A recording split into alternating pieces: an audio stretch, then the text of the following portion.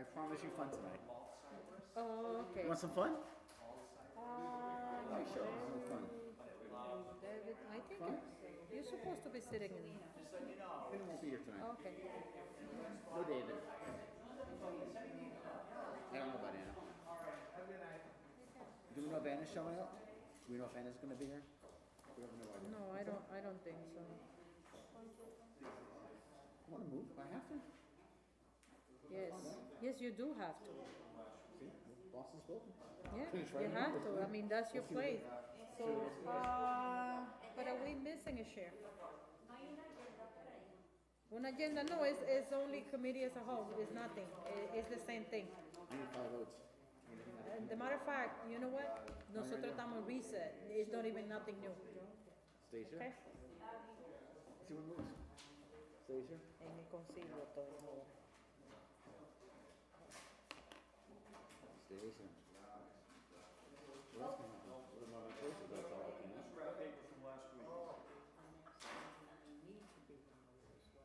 Maybe. We got 5. Thank you, 6. Councilor Payano. That was half an hour before I met with you yesterday. We got 5. Good evening. Welcome to the Lawrence Committee on the Whole. Today is Monday, November 22nd. Clerk, please call the roll. Actually, I'm looking for a motion to come out of recess. Is there a motion? So move. Motion made and seconded. Do we need a roll call on that, or can we just take a voice on that? All in favor say aye. Aye. The ayes have it. 1, 2, 3. We have 5 members present. We are now out of recess. Is there a motion to take document 252-21 out of order? So move. Off the Second. table. I'm sorry. Motion's been made by Councilor Estela Reyes, seconded by Councilor Piano. All in favor say aye. Aye. The ayes have it. At this point, we are in the midst of discussing document 252-21, re-precincting, and that was submitted by the city clerk, Diane LeBlanc. And I know there's been several emails that have been sent out to the membership regarding updated maps, various maps, things of that nature. What I would like to do at this point, before we bring Mr. McCarthy in, I just want to make sure if anybody wishes to have an opportunity to speak on this matter for whatever purpose, on the re-precincting, what they've heard so far, et cetera, now is the time. So if anybody wishes to speak, we'll engage and entertain that opportunity. Very good. And when Mr. McCarthy comes back, we will ask him to continue with the rest of the presentation.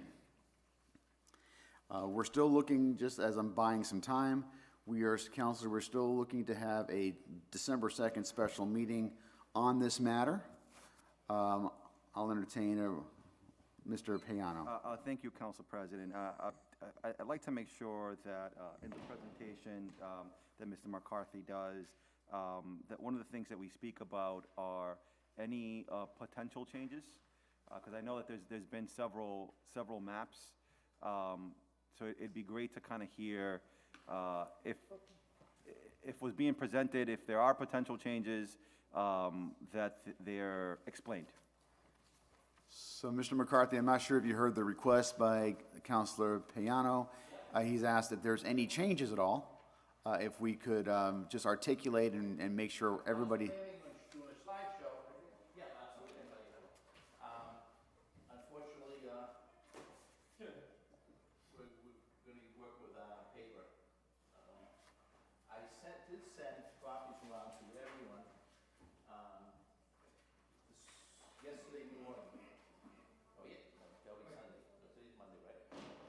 Yes.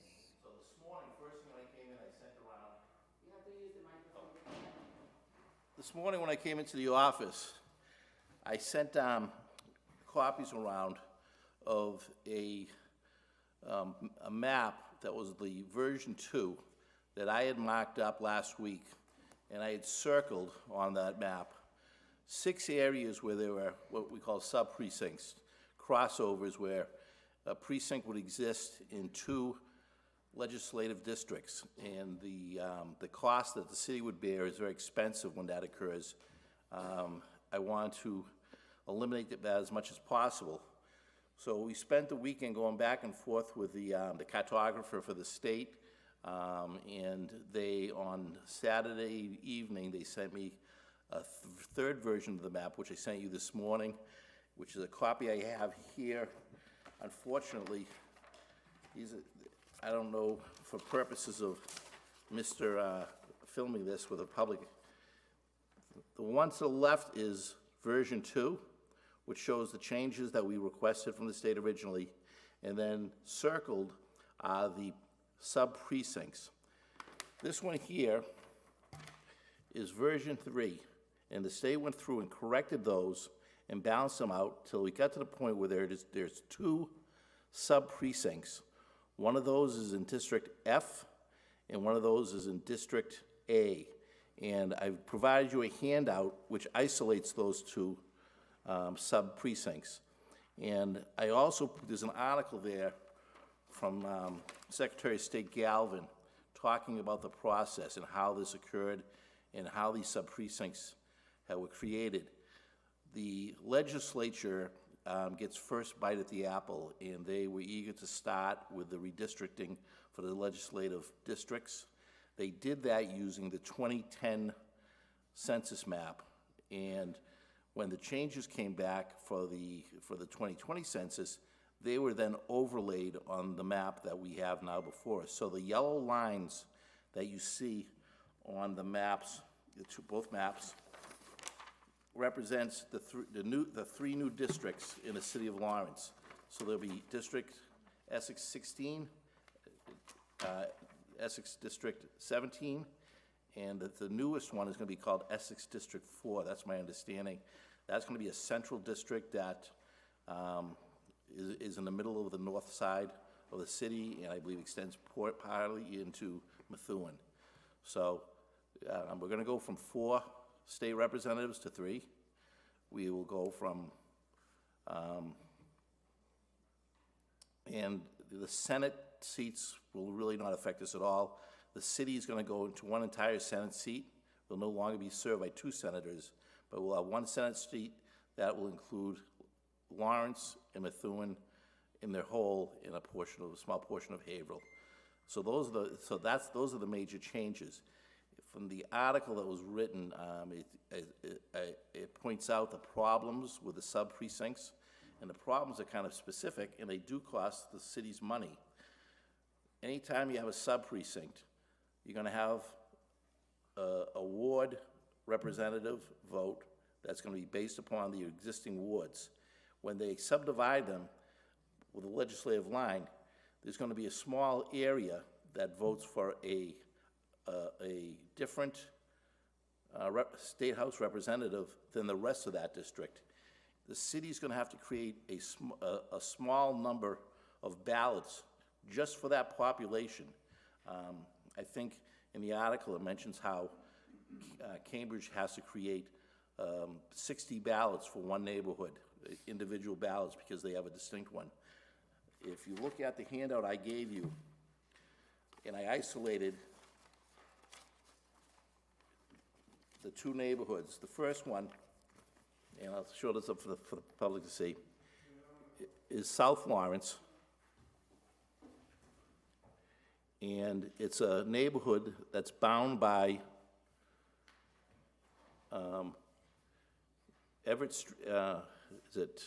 Andover Street, Tewksbury Street, Exeter Street, and Ferber Street. So it's a small area.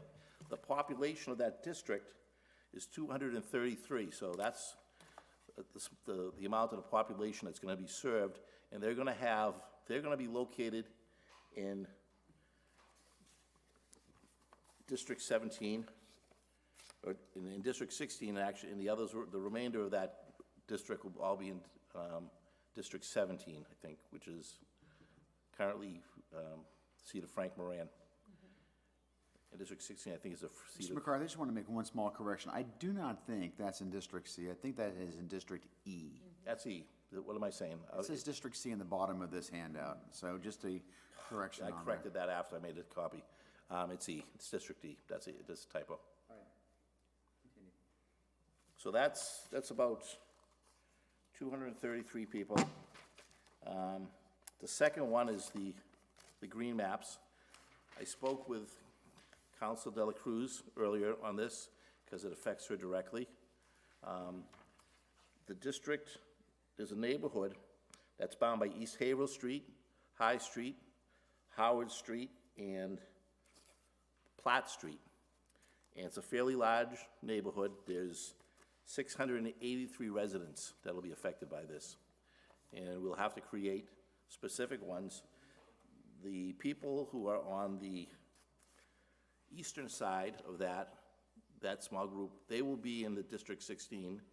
The rest of A2 will be in the newly created district, Central District, where nobody sits yet currently.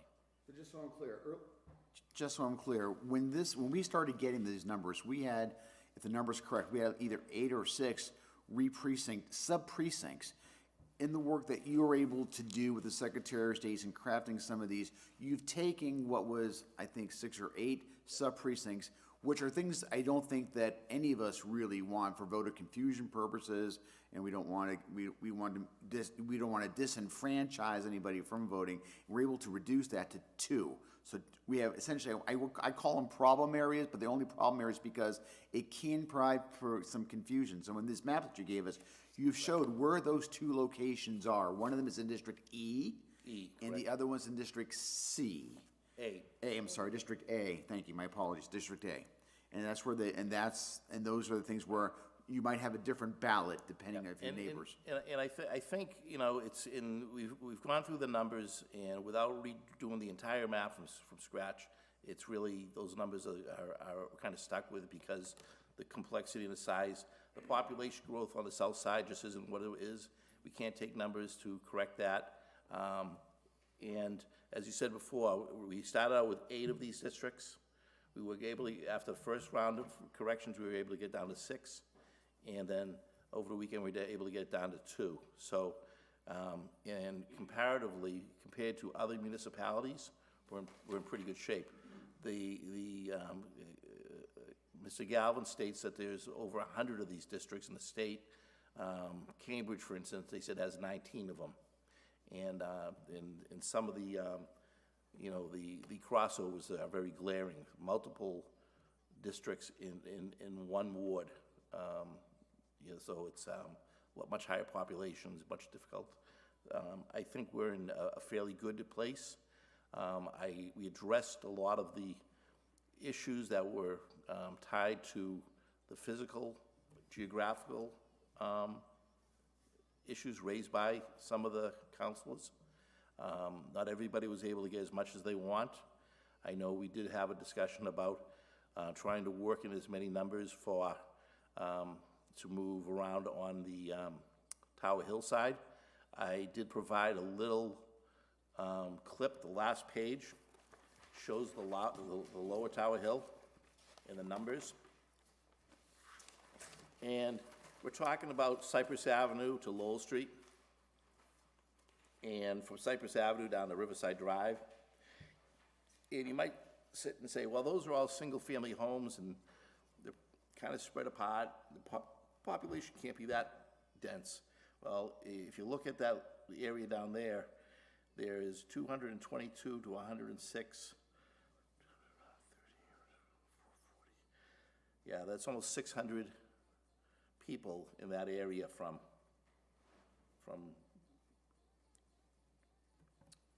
Cypress Avenue to Lowell Street. And those numbers, those sheer numbers alone would throw off the calculations.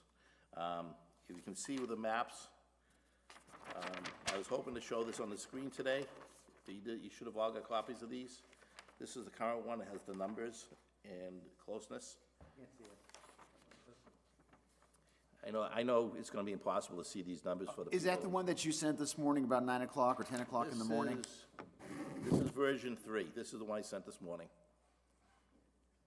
Because as you can see, this is the one that has the new line extending over to Common Street, to Methuen Street for our District F3, which is your district, Councilor LaPlante.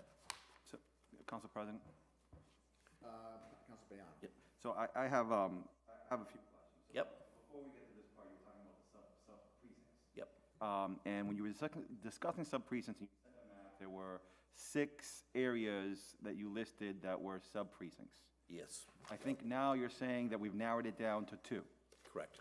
How did we narrow them down? Can you just specify what you mean by that? So, to work them, you have to work the numbers for the municipal precincts. The legislative lines have been set, and they can't change. They're like, so, one of the easy ones, and I know it was, they had moved the line, for District F3, had been moved from Methuen Street across the canal, so that was no longer part of the south side. They moved that back. Same thing with District 6, which is on this, the one I sent you with the, I'm sorry, District what? District 6E, District, yep. Sub-precinct 6 here. We moved the numbers up at one point, this area here, and they took them back down. So on this, I'm sorry, Mr. McCarthy. Can you maybe say, like, what ward you're speaking of? this is District Is that D? D3, Okay. we had extended all the way up into the Myrtle Street neighborhood. I can stop right here. Councilors, would it be helpful, I know that, I mean, I was able to pull this up electronically, but it might be better if we had a paper version. Do you want to recess real quick to get paper documents, or are you okay working the way that it's being worked right now? Council President, so I do have the map on my phone. I think, the confusion was just precinct 6 to ward. So at the moment, I think I'm fine following along on my phone. Thank you, Thank you though. very much. Sorry to interrupt. Continue your train of thought, Mr. McCarthy. So Mr. McCarthy, so what you're saying is that, so the way that you were able to solve the sub-precinct issue is by essentially that our precincts now are essentially almost mirroring the state lines. As close as possible, yes. Okay. Can you, besides those 6 areas, can you talk to us about any other changes that were done? So I understand sort of the 6 areas, because you provided, in your email, you provided a map where there were certain sub-precincts, and it sounds like for 4 of them, we were able to move them to a certain space, and I think for a good chunk of them, they all stay in the same ward. Yes. Yes. That's the goal. Right, so I see that in Ward A, while there might be some precincts change, Ward A as itself doesn't change. Correct. I'm hearing that in Ward F, there is a change in Ward F, which is it grows and it moves into, did you say Canal Street? It crosses the canal and goes all the way to Methuen Street. So it goes all the way into Methuen. So Ward F has grown. Are there any other? So does E stay the same as a ward? E stays the same, correct? Okay. Yes. What about B, C, and D? Yep, C picked up more seats in the C3 district. So it ate into what district? To bring it to the house line, C3 brought it right to the line. D1 picked up, the big move we made on the first round was the D4 district had gone from Hampshire Street all the way to Jackson Street. So the first move we made was to move from Jackson Street, to move that all the way back to Hampshire. We had to then push in the opposite direction to give more, to balance those numbers off, and we took the 4 blocks along Cypress Avenue in D. So those have remained in D. And I think one of the other changes we made in the preliminary was the Hancocks at that time had been separated into into almost 50-50. We were able to move a portion of it in to the, so that out of 12 buildings, 11 are all in one district, but because one property sits on the other side of a smaller street, That one is in a different district, but it is still in the same ward. Okay, so I guess one of the questions that I had, I'm trying to figure out how you came to, figure out the map. I lived in C2 since I was in 8th grade. And that's that's a certain neighborhood, C2, pieces of C1. And I see that we are changing the map, and basically, as you mentioned, we're going up all the way until Olive Ave. So we're taking that away from C2. Can you just talk a little bit more about that? I'm just trying to understand what the logic is. No, we're not gonna go all the way to Olive Ave on that. We're gonna stop at Cypress, and I know there was some suggestions. Okay, then of I'm moving beyond. looking at a different map then. Yep. So I think the 2000 map prior to that, it covered the whole of Tower Hill, and that was separated by the judicial department back in 2000. So that's where that line has been moving. So currently, to balance the numbers off, we had to move a portion of D4, or D1, from Riverside Drive up one block to Cypress Avenue, and that picked up about 250 residents.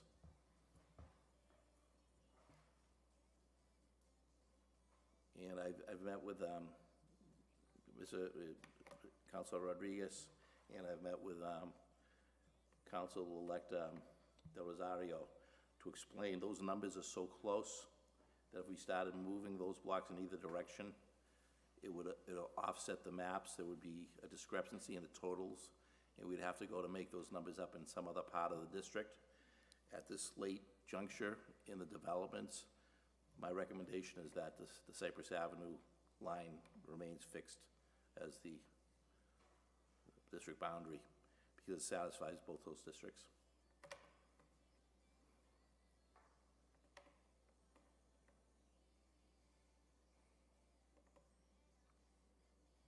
With the other two areas that you listed that there were sub-precincts, can you just explain the why they're staying the same? Yeah, again, this is a problem that's primarily created because they were using the 2010 numbers before they got the census tract back, and follow those lines. And so the state, when the state cartographers and their GIS experts went in, they would use them strictly by the numbers and try to remain as close as possible to those districts. I think the city had a couple issues with geographical lines about where the downtown B district had always been a central district. That was one of the main points that we went back to the state on, and they were able to fix that. And I said, I think we've come as close as possible to satisfying that. I think the sub-precincts are a cost. They're not easy. I think it's gonna require the city to provide some voter education. I've recommended centralizing the polling stations per ward, so that all the members of a ward vote in the same physical area. That way, if there is a mistake, instead of having to travel to another part of the city, they only have to move to another table within the same building. Thank you. One of my last questions, I might have one more, but is there an exact number per precinct as far as population, or is it like a range when you're trying to create these maps? There's an exact number, and then there's a range on two sides, plus or minus, where it can go. So the exact, what they call the target population, is 3,714 per precinct. They can go 5% below that, which is 3,528, or 5% above it, which is 3,900. But as you can see, those numbers are still if it's more than 250 numbers in either direction, it's gonna send a district outside of the parameters, and it won't qualify. Can you say those numbers again? So you said 5% below, 5% above? Yep, so the target population is 3,714 each. The goal would be if every precinct had 3,714, and they'd all be balanced, that would be the exact population that we need to make. Because the geography is difficult to do that, the state allows it to you go to 5% below or 5% above, but those numbers all have to add up at the same number in the end. So every time you take away or add to one precinct, you're adding to another. So if you take away on one side, you need to give up on the other side, and you need to make sure that they're both balanced. So it's a juggling act in some ways for the cartographers who handle these. They do have software that helps them, makes it a lot easier than doing it. We have to do it here with calculators and pencils, but it's still not an easy task, and they have over 300 communities to do that for, so I don't feel bad for them, but I think, like I said, I think we've done a good job. The city's been working hard for this. We've paid close attention to that. This is our third meeting of the whole, and the council's been very strong in participating, and I think we've done a good job. And I think I've spoken to several members of the Secretary of State's office, and they've said they agree that they think that Lawrence, as compared to some other communities who they haven't even heard from in some cases, have done a really good job of presenting this.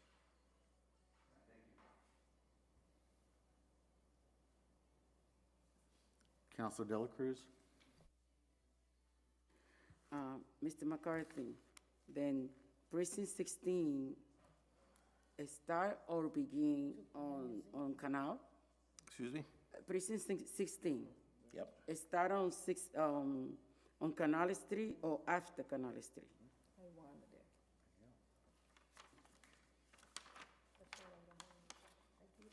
Okay, I see.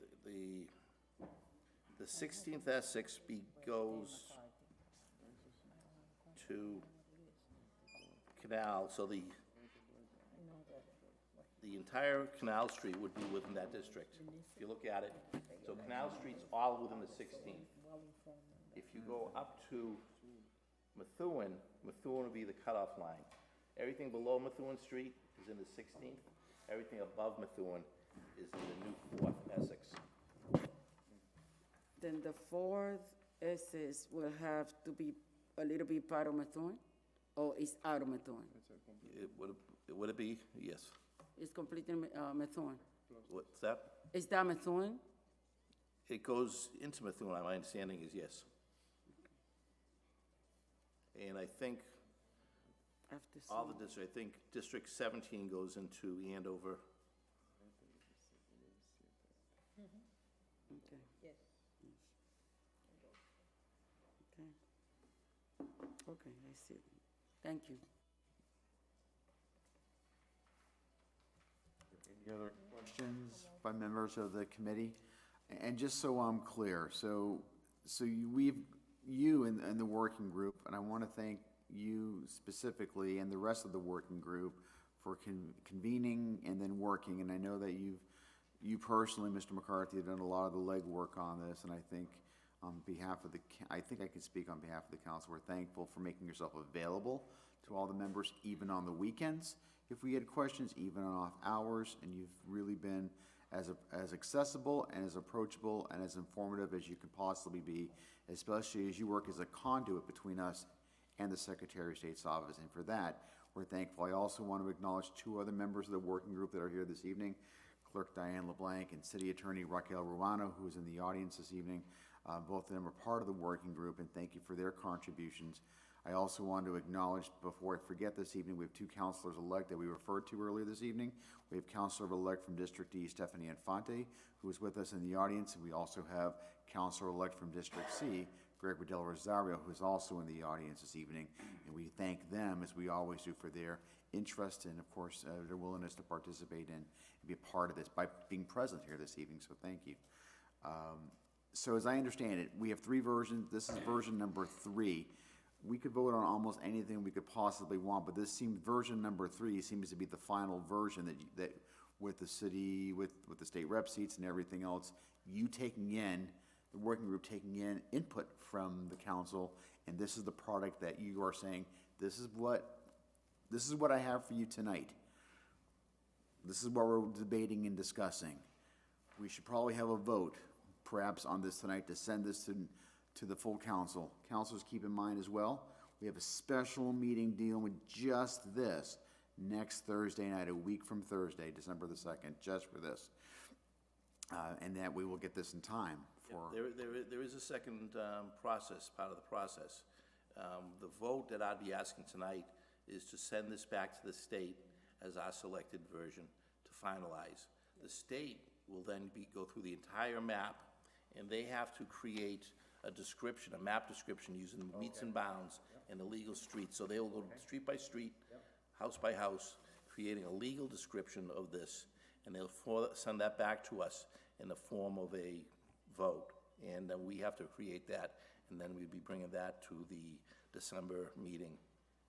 So if this body wishes to, and there's several things we can do, if this body wishes to, we can direct working group to engage in a final discussion with the city, with the Secretary of State's office with this map, and then give us back to the full council level. Can we discharge this out of this committee? Clerk, can we discharge that with that, and then that comes back to the full council? Correct. On the 2nd? Excellent. And so then we can have that then that everything, the streets, the boundaries, what you just mentioned, will be with us on December the 2nd. So I'm clear. Is the rest of the committee clear on what that means? Yes. Okay. So at this point, I open up the discussion, the floor, to any city councilor who wishes to make a motion. And perhaps the motion would be to instruct the working group to take this version 3, work with the Secretary of State, and bring that back down to the full city council on the 2nd. Maybe that's the motion. So the motion is just to work with version 3, right? Send it to Secretary of State. So Direct I to- guess the motion would be to send version 3 back to the state as the city's chosen map for them to review. That's the motion. Second the motion? The motion's been made by Councilor Estela Reyes, seconded by Councilor Maria de la Cruz. Clerk, were you able to get that motion? So I do have the motion, but if I might, Mr. Chair, you've been talking with the Secretary of State's office more than any other member of the working group. Do you believe we're okay doing it this way and not having this vote come out of full council?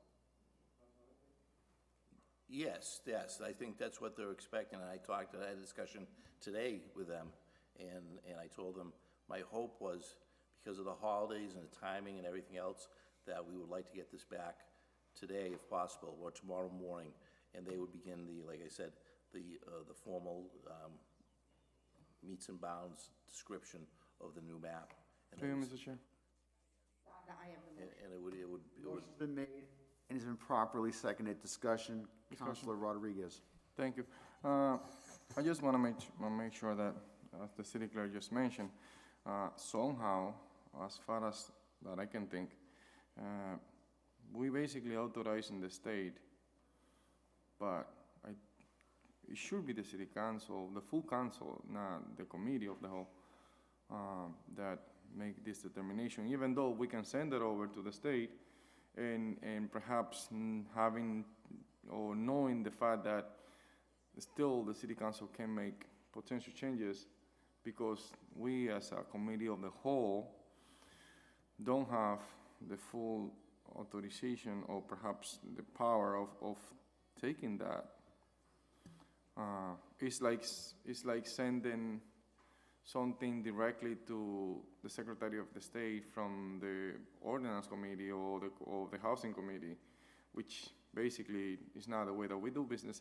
But we always do that through the City Council, the full council. But we can definitely send it, knowing the fact that the process is still could be potentially a matter of, it could be changes. at the full council. And I know that if we send it over to the state, they're not gonna see, they don't want to see that because they're doing all the legwork. But procedure-wise, that's what I kinda like have a little bit of conflict. But I have no issues. I just wanna make sure that we're doing it right. That's Councilor Piano. Thank you, Council President. So just a question for Mr. McCarthy. If we do take a vote to send it to the state, is the city council, when the city council sees this, are they able to change the map? Or if we take a vote to send it to the state today, is that basically our final map? The map we send today will be the map that is gonna be voted on December 2nd. I think what Councilor Rodriguez was talking about, and I spoke briefly about this in the very, very first meeting when I spoke to the Secretary of State's office, the legislature kept open this catch-all that they are the ultimate, they can ultimately change this map. At the end of the day, after all the work we do, they can change it. But once we send this map to the Secretary of State's office, their cartographers are gonna memorialize that and send it back in a definitive version for us to vote on. So this is the one we will be voting on December 2nd. In the future, the legislature has a chance to reopen this. There's been a lot of debate, you've read in the papers. I don't think they're gonna choose to do that. There's a lot of discussion about what's going on down in the Bristol districts and some in Brockton and stuff like that. I think they've opted to say this is the map that they're gonna stick with. It's up to now the Secretary of State to finalize the individual maps. These are our wards. We're not, for the legislature seats are done. So when we get this definitive map on the 7th, and let's say one counselor decides that they want to change A1 a little bit, right? Is the city council able to do that? No. So it sounds like this is the map. Well, they could. I take that back. They could. If one person wanted to vote for it, and the rest of the council said we'd go along with it, on December 15th is a drop dead date. On December 15th, the state's just gonna regulate and put a map in place and say, well, this is your map. Okay, yeah. So- That on the 7th, I just want to make sure that it's not like a symbolic vote, right? Yeah. So if the council's going to have the opportunity on the 7th Yep. to actually take a real vote. Second, I'm sorry, the 2nd? Okay. Yeah.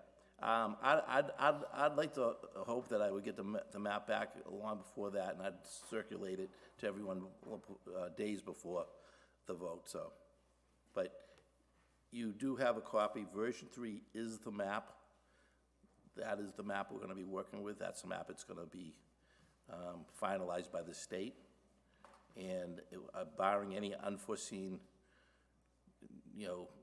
emergencies, I can't see any reason why why that would change. Councilor Dela Cruz, thank you. Yes. I'm sorry, I'm getting a little confused now. On December 2nd, we are going to continue to decide if we want the version 3 to continue. Can we make changes on that day? No. There won't be an opportunity to change on that date. Then if we vote in today, It'll be the final map. then we don't have a choice. May I interject? We do have a choice. Do. It's not a very good choice by that point, but it is a choice. If on December 2nd, 5 city councilors decide they don't like version 3, it doesn't pass. That's a choice. And then what happens is we're running up against the clock. And then the potential is that we may not have any decisions because they call it the master. The master will then take over and give us the map, the very first map that we have. So yes, we have a choice on how we want to go, but keep in mind, we do have a clock that's ticking. Right, and you gotta remember, the master, the original one we had 8 sub-precincts in it. So it went from 8 sub-precincts down to 6, and now down to 2, which is what we're trying to avoid, I think for the benefit of our residents and our voters.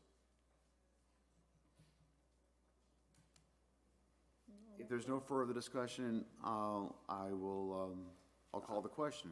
Councilor LeBron? Councilor Dela I'm Cruz? still confused. If we make a vote tonight then it make no sense to have a meeting on December 2nd. No, all right.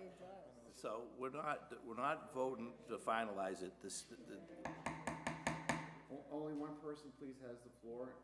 Did you want to explain that? I just want to hear very clearly what I do. Vote tonight Yes, is that we've selected version 3 as the map that we want to send back to the state to finalize.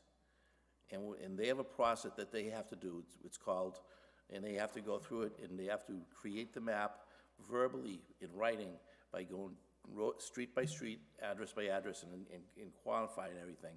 It's called the meets and bounds description of the map. And that's, they have to create that physically for us to vote on. And it'll come back in the form of a motion. And we have a copy of the, I think, I'm not sure if it's a motion or the, another term for it, but that was what we'll be voting on. And that will be to make this the permanent map for the next 10 years. but let's say we do not agree on the 2nd, Okay. and we want to see more changes. What's going to happen? Then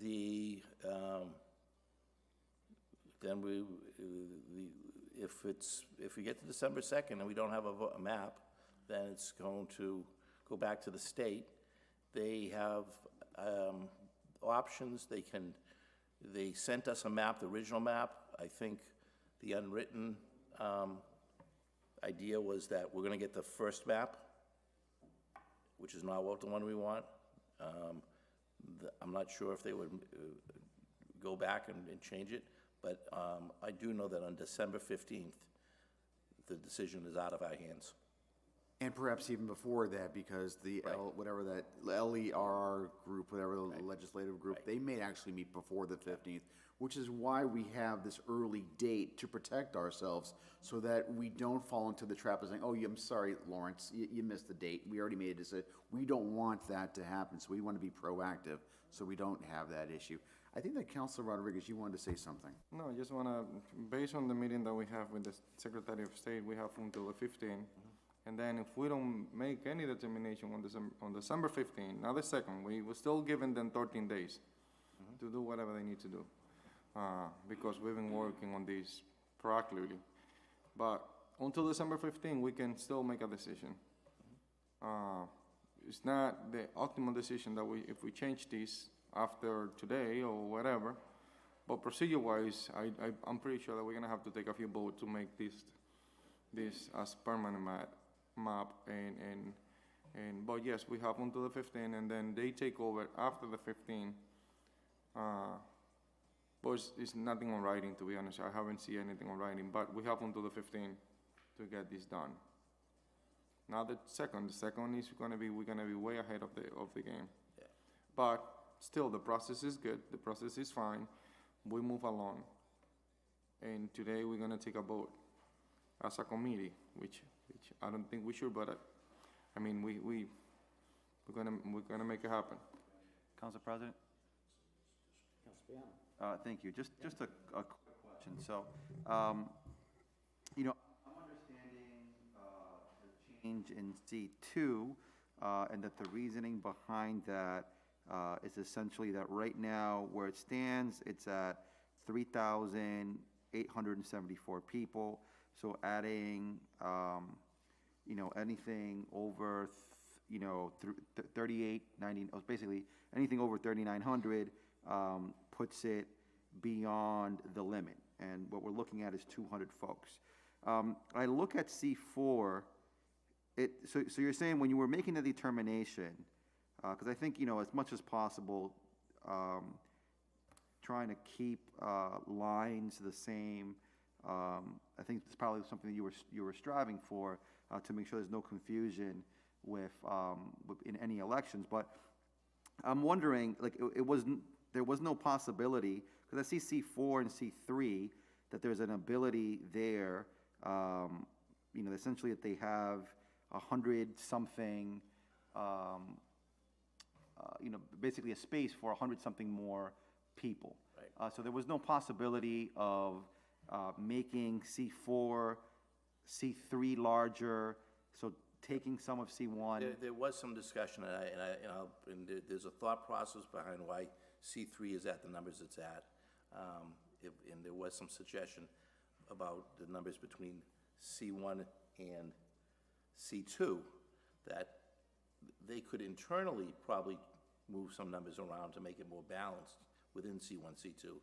But those are looked upon as fairly stable neighborhoods, that there's not gonna be much growth, where C3 was identified as the neighborhood within that ward that will have the highest potential growth, because there's a lot of development, for future development in the.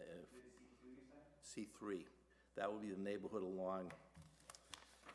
There's gonna be more people, I mean, I will tell you, C3 right now is pretty booked with, you have to, you think more? That sounds scary to me. Yep. C3 and C1 are gonna be the biggest growing. That's what the nature is. C1,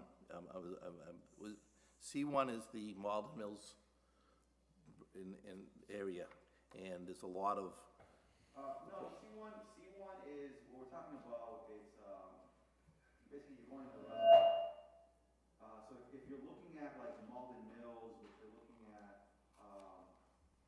at closer to Broadway, so there is a spot on this map where C1 takes a little bit of, talking about Manchester Street to Broadway. Correct. But that's not, you know, when you think of C1, you think the bulk of C1, you're going up the hill, getting towards, reservoir. Yeah, I think for development standpoints, I think everybody in the city thinks those are gonna be fairly stable neighborhoods. There's not much room for growth or potential growth there, that those neighborhoods might grow slowly, individual homes, but I don't think there's any potential for a large-scale growth in those neighborhoods, where there's gonna be some mill development in the area along Broadway. Okay, so you're saying that there's potential mill development on Broadway Street, okay. And that's why the -4 doesn't scare me, because I think that number will pick up.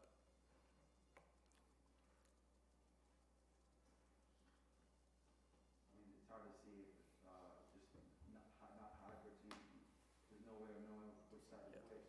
So what you're saying is, so the reason you did it, that you didn't pick up, is that you think that in the future, C3 is gonna go up? C3 could go up on the area. I know we have one project with 52 units that was permitted on Wells Street. There are some other larger buildings right along Broadway where there's a potential. On what street, I'm sorry? Park and Wells. Okay.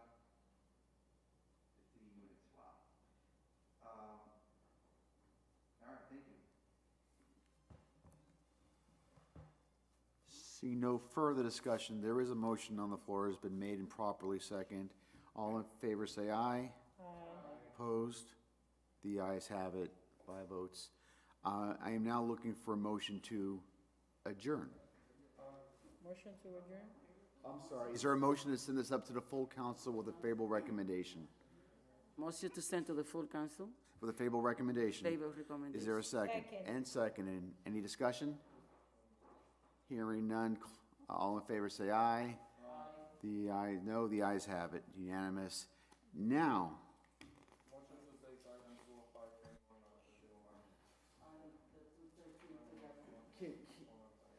We already made the motion to. Motion to, can we, I know there's a motion for that. Can we have another meeting that can deal with those items specifically? We're not I equipped. would like to send correspondence to these people, that they can get prepared when we call them. What is the motion? Motion to take item 20521 out of the table matter, which is the report gains and loss Sorry. after the LPS receivership have been enlarged. It was put together by Councilor Electric. Thank you for. Second the motion. Related to the receiver of the schools. Motion to take that off the table has been made and second. All in favor say aye. First of all, I have to take it off the table. All in favor say aye. Any opposed? The ayes have it. The motion taken off the table. Is there a motion now to send a correspondence to the LPS receivership for an update? Motion to send correspondent to the LPS. Motion been made. Is there a second? Second, any discussion? Hearing none. All in favor say aye. Aye. The ayes, no. The ayes have it. And that was seconded, there you go. The motion carries. And now, a motion to, you want to, it passed. Do you want a roll call on that? But you're I didn't hear a present. no. I didn't hear a no. No one said no. No one said no. If there's no other, so 205 is done. Is there any other business? Motion to table 205. Motion to table 205 is made. Motion to table 205 is made. It's been seconded. No discussion on table matters. All in favor say aye. The ayes have it. Any other matters this evening? Hearing none. Is there a motion to adjourn? Second. Motion made by Mr. Piano, seconded by Mr. Rodriguez. All in favor say aye. The ayes have it. We are adjourned.